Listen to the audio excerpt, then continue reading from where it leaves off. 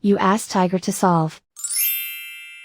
This deals with linear equations with one unknown. The final result is x equals 1 over 4. Let's solve it step by step. Simplify the expression. Group like terms.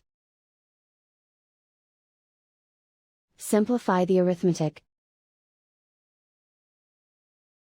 Expand the parentheses. Group like terms. Simplify the arithmetic. Group all constants on the right side of the equation. Add 1 to both sides. Simplify the arithmetic.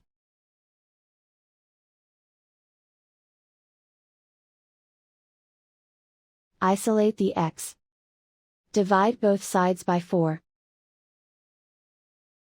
Simplify the fraction. And so the final result is x equals 1 over 4.